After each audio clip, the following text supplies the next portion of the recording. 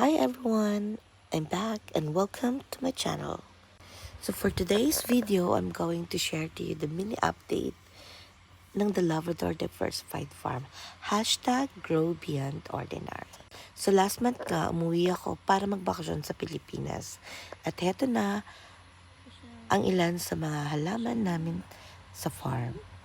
So unlike last year, this time po, marami ng bunga ang ilan sa mga halaman namin. So, ito nga ang aming pomelos na may iba't ibang varieties.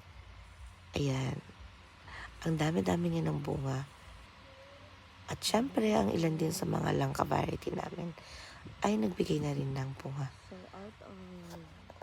Ito nga po ay isang Thai variety na kung saan nahuhulog lang siya ng pusa kapag hinog na. So for more updates, please subscribe and follow.